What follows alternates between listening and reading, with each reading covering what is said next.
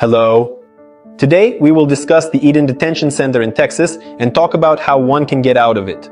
Many migrants trying to enter the US through the border with Mexico often find themselves in immigration jails, from which it seems impossible to escape at first.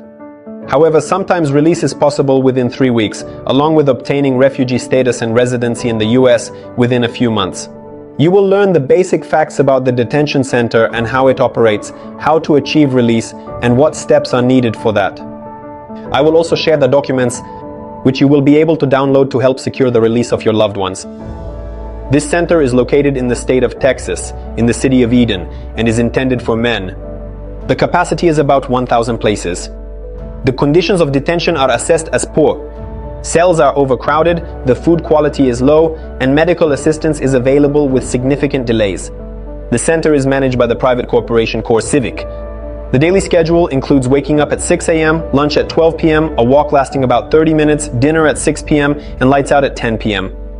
Phone calls. Up to 2 calls per day are allowed, each lasting up to 10 minutes. Visits are possible once a week, strictly by appointment. According to statistics, about 45% of people are deported, about 35% are released within a month, and about 5% receive asylum. To succeed, it is necessary to be persistent, actively engage with ICE officers and lawyers. To achieve release from the detention center, it's important to understand that 2 processes are happening simultaneously. The release process aimed at getting out of the center and the immigration process related to applying for asylum.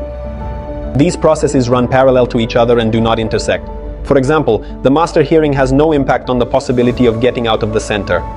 Let's look at the main ways to secure release. The first way is to be released on parole. This is the fastest way to get released from the detention center. This requires a sponsor who is a US citizen or holder. Green cards. The sponsor prepares a package of documents including a sponsorship letter.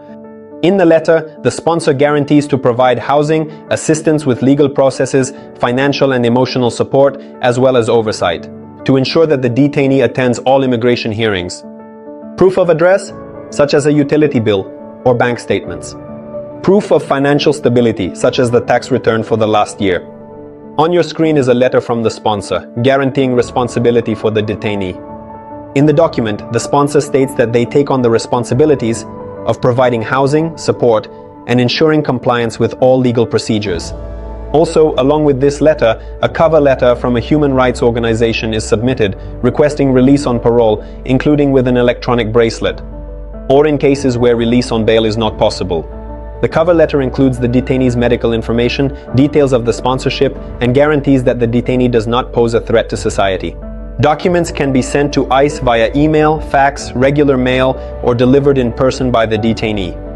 Regularly sending requests and letters helps speed up the process. The second way is to be released on bail. To be released on bail, it's necessary to initiate a bail hearing. Only the immigration judge makes the decision about the possibility of release on bail and sets the amount. On your screens is an example of a request for a hearing for release on bail. Such requests include evidence of the sponsor's presence, who will provide housing, support, and oversight. Letters of support from family, friends, and the sponsor. Proof of the sponsor's financial stability and their willingness to cover all necessary expenses. If none of the waivers work, the full immigration process begins, which includes filing Form I-589. For asylum, this process can end with either the granting of asylum or deportation. Friends, you can download the document templates in the description of the video, and you can also write to us for additional consultation. If you want to succeed, it's important not just to prepare the documents, but also to maintain regular contact with ICE officers. We can help you with that.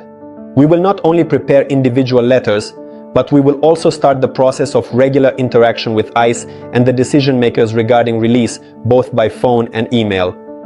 We will accompany the detainee, coordinate actions, and provide full support until the moment of release or a final decision is made. Even if the process continues at the detention center, we will keep monitoring the situation. To get started, submit an application on our website using the link in the description, or message us on WhatsApp